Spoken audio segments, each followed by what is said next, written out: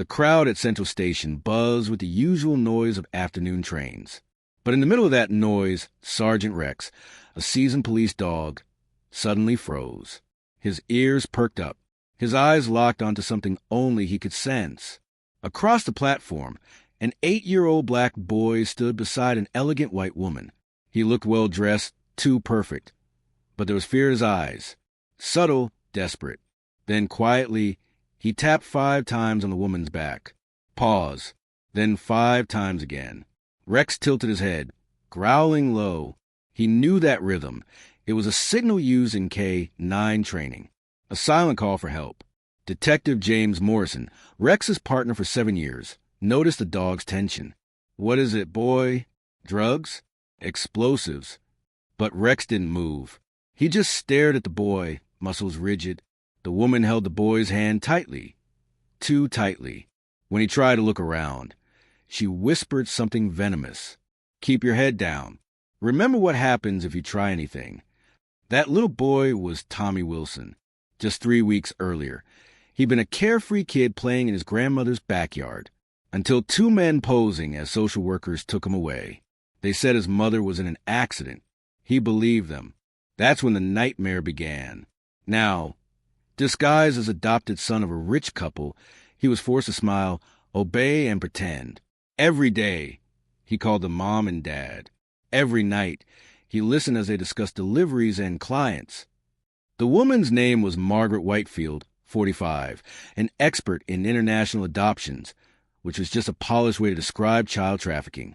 Her husband, Richard Sullivan, played his part perfectly, a calm executive, always on his phone. Together, they were the face of evil dressed in luxury. Rex refused to move as the family headed toward Platform 12. Morrison frowned. His partner had never ignored an order before. Something about that little boy felt off. All right, Morrison muttered. We'll follow quietly. What he didn't know was that Tommy had recognized Rex. 3 weeks earlier, he'd seen a documentary about police dogs with his grandmother. He'd learned that 5 taps was a distress code, something handlers used when they couldn't speak.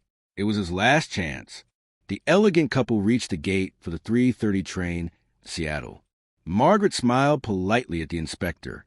Family vacation, she said smoothly. Her voice could have fooled anyone except an 8-year-old fighting for his life. Inside, Tommy trembled. He knew what Protocol B meant. He'd overheard them say it before. When Richard muttered those words into his phone, his heart sank. Medication. They'd drug him again. But Morrison had noticed everything. Richard's nervous eyes, the woman's tight grip, the boy's silent panic. He whispered into his radio. Dispatch, possible child in danger.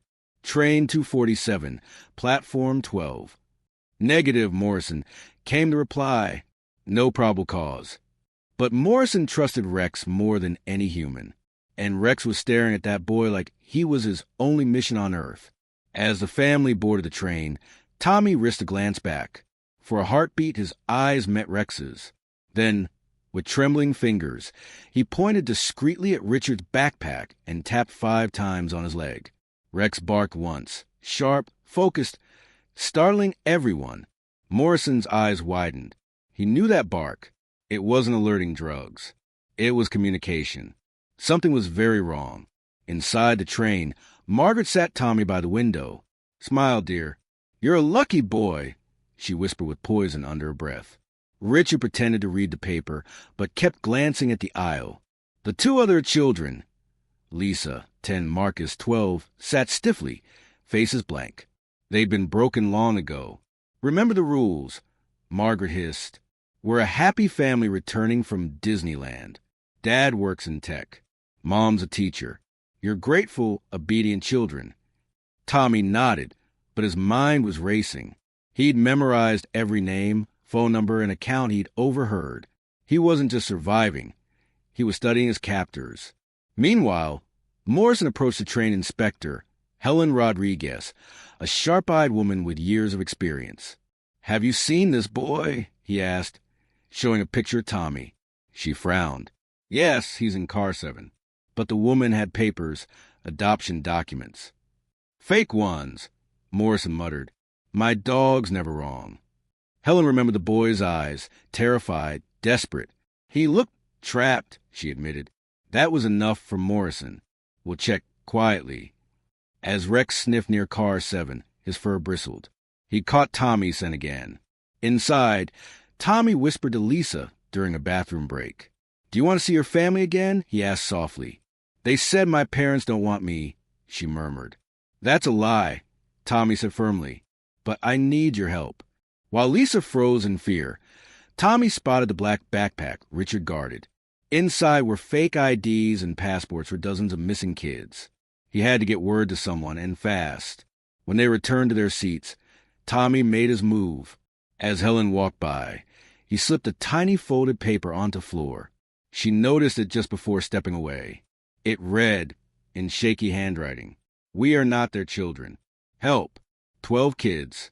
Black backpack equals proof." Helen's blood ran cold. She locked eyes with Morrison across the car. He understood instantly. Margaret, unaware, relaxed. See? No one suspects anything when you act normal, she smirked. But she didn't realize that Tommy had just detonated her entire empire with one piece of paper. Morrison whispered into his radio. Dispatch. Confirm probable cause. Train 247. Car 7. Immediate backup. Still negative, came the reply. He clenched his jaw. Then we'll do this ourselves. Rex growled low, ready. Morrison nodded. Let's say that, boy. Tommy could feel the train slowing as it neared Portland Station, a 7-minute stop. His mind worked like clockwork. 7 minutes, he whispered to Lisa. That's all I need. When the train stopped, he acted. I need to use the bathroom, he told Margaret. Fine, she snapped. Lisa, go with him. In the hallway, Tommy grabbed Lisa's hand. When I say now, scream. Scream when not their kids. Lisa trembled. They'll hurt us. Not in front, people, Tommy said. Trust me. Meanwhile, Morrison instructed Helen to make a second ticket check. Ask for the children's birth certificates, he whispered. Let's see them panic. Helen approached. Sorry, ma'am. I'll need to verify the children's birth certificates. Standard procedure for minors traveling interstate. Margaret's face drained of color. Richard stuttered. They're in our luggage. No problem. Helen smiled, sitting right across from them. I'll wait. Margaret's fingers trembled as she typed a message.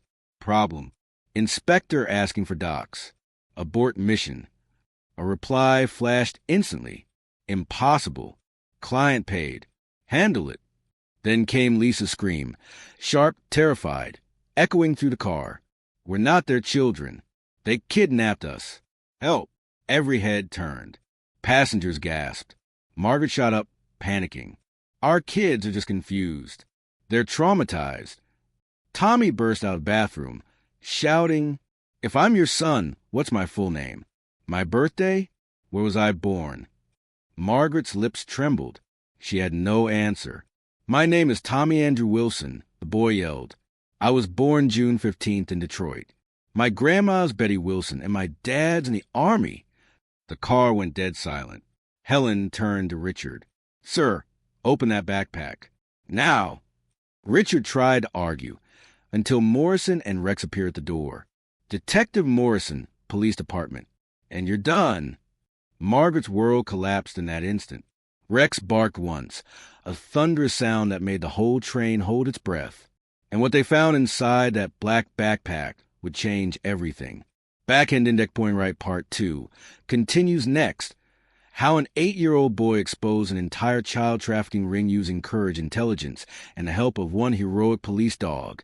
Speech balloon comment justice. If you believe no child should ever feel alone. Bell subscribe. Part 2 will restore your faith in humanity. The black backpack hit the train floor with a dull thud. Morrison opened it carefully. Inside were stacks of cash, fake passports, syringes labeled Comdos, and, worst of all, photos of children. Tommy gasped. His own picture was there. The train erupted in chaos. Passengers shouted. Phones came out, and someone live-streamed the moment. Margaret lunged for the bag, screaming, You don't know who you're dealing with. But Morrison didn't flinch. Yeah, he said coldly, the kind that sells children. Richard tried to run, but Rex was faster.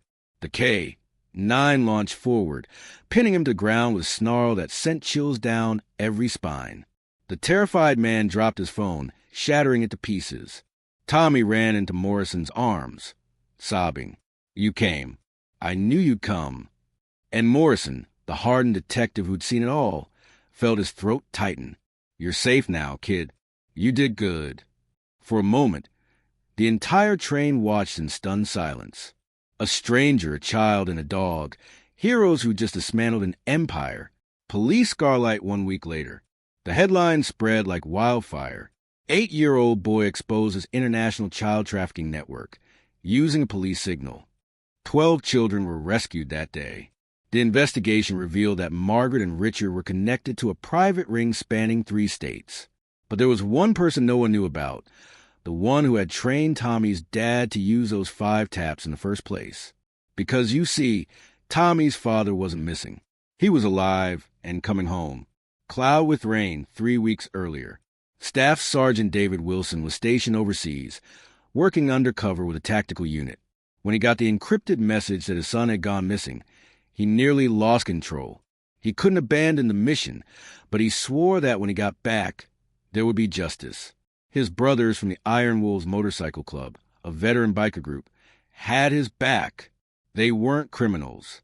They were ex-soldiers, rescuing kids trafficked across state lines. So when David finally returned, he didn't go to a press conference or a fancy reunion. He rode. And that's where our story takes a turn. Crescent Moon, the roadside diner. The neon sign flickered against the rain-soaked night. Inside, a group of rough-looking bikers sat at the counter, leather vests, tattoos, engines cooling outside. At the corner booth sat a single dad and a small boy, Tommy, sharing fries. Everyone stared. The bikers didn't know the man. They didn't recognize the quiet calm in his eyes. But the waitress did. That's the Hero Cops kid, she whispered. The one who busted the traffickers. Then the door swung open. A blonde woman in a leather jacket stormed in, eyes red, makeup streaked. It was Margaret's niece, Sabrina, the same woman who'd handled the deliveries for the traffickers.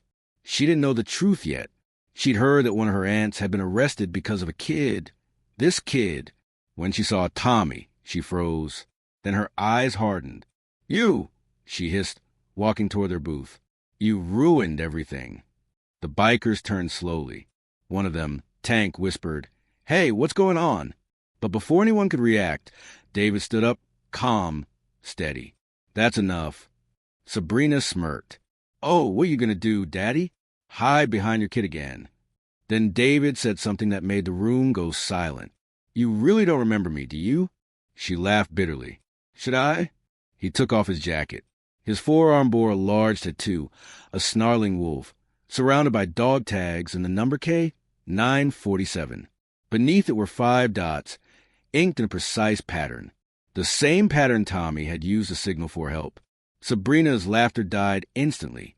Her lips trembled, her eyes filled with tears. Because she recognized that tattoo. It was a mark of the Iron Wolves, the very same group that had once saved her from an abusive stepfather years ago. The man standing before her wasn't just a single dad. He was Sergeant David Wilson, the soldier who had carried her out of a burning house when she was 10. You, she whispered, shaking. You saved me. David nodded softly. And now you're part of what I fight against.